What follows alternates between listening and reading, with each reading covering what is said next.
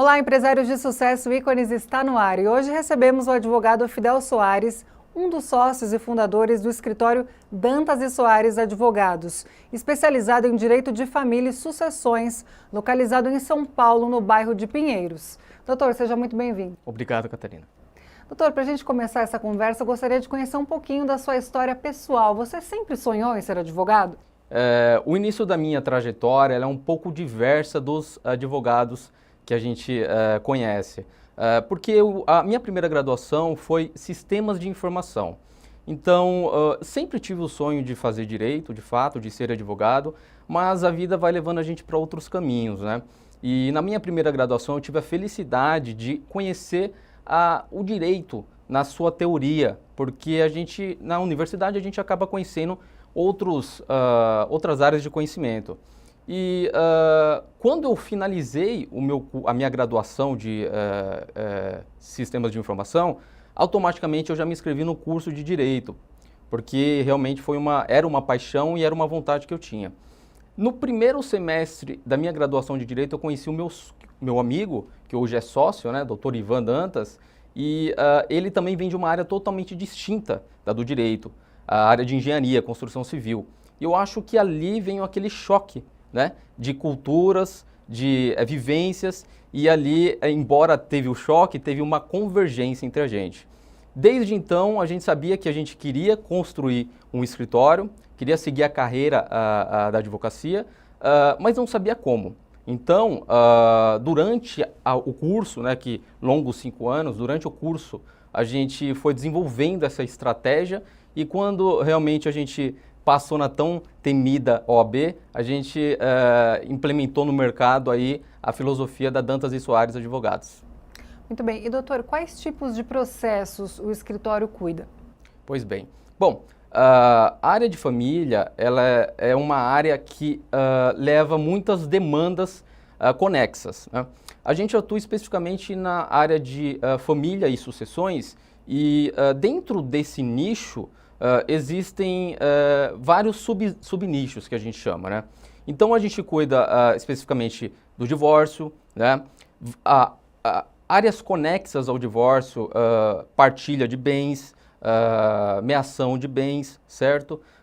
Conexas ao divórcio também, muitas vezes, a questão de convivência com os filhos, convivência entre pais e filhos, às vezes essa prejudicada e é possível também ser distribuído ação autônoma nesse sentido. Ações de alimentos, né? Muito crescente, inclusive, nessa pandemia, tendo em vista o decréscimo econômico da população. Nós prestamos assessoria também na questão de adoção, certo? E curatela, enfim, são diversas demandas conexas à área de família que a gente atua e conexa à área de família também tem a parte de sucessões, né? Que aí entra inventário, planejamento sucessório, né?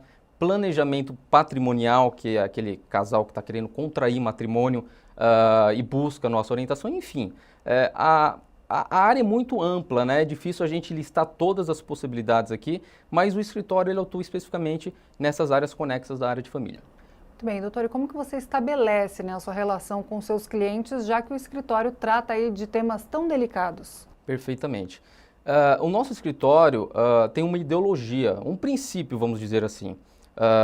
Nós tratamos a demanda de família como uma demanda focada na relação continuada. E eu gosto de fazer uma analogia, Catarina, em relação a essa situação, para que a gente possa entender.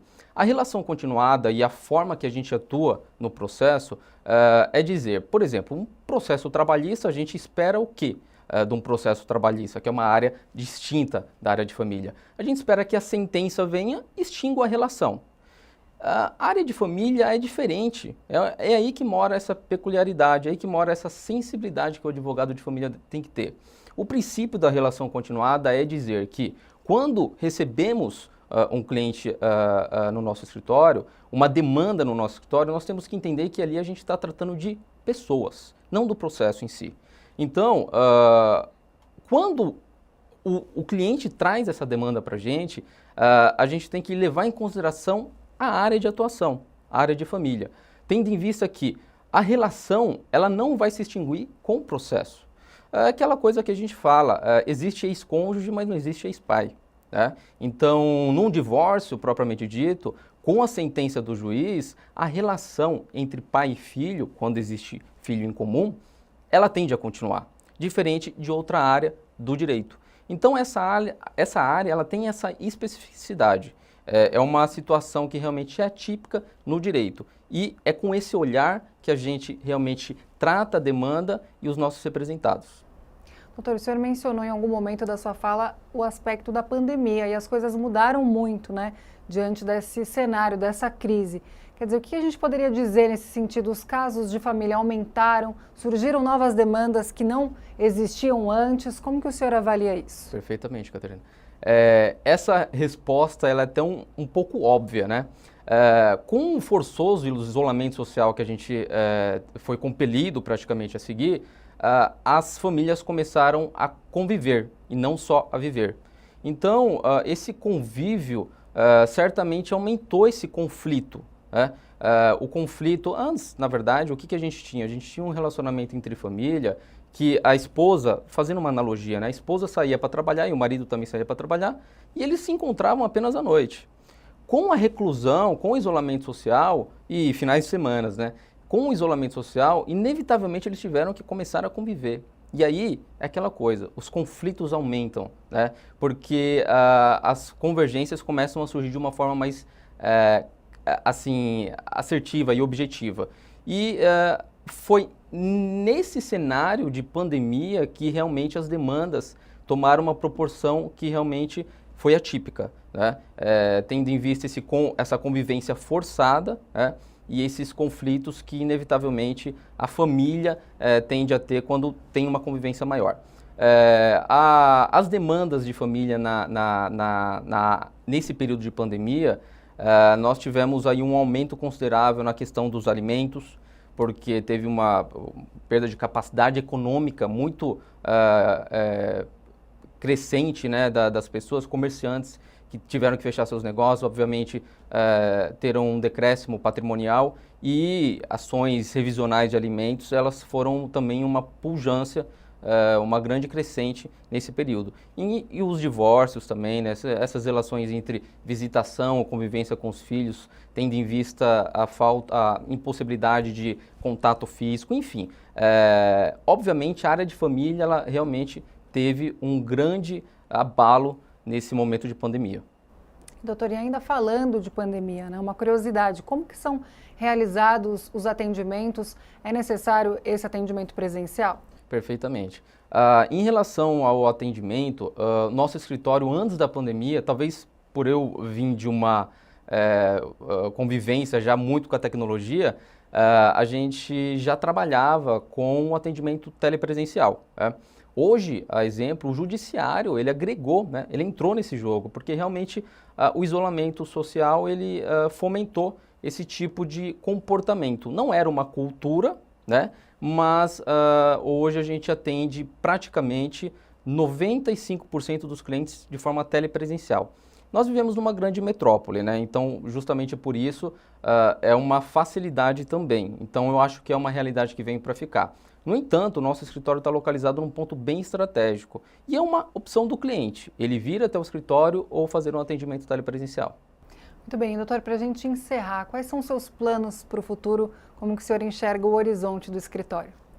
A projeção é muito boa. Hoje, o nosso escritório baseia-se num crescimento sustentável. O objetivo efetivo do escritório é continuar atendendo as demandas com a presteza que a gente sempre atendeu. Então, o crescimento sustentável baseia-se nisso, né, quando eu falo da sustentabilidade. E o nosso escritório ele conta com uma equipe de colegas, de associados, que nos auxiliam na demanda diária, no dia a dia, nas pautas, nas audiências, né?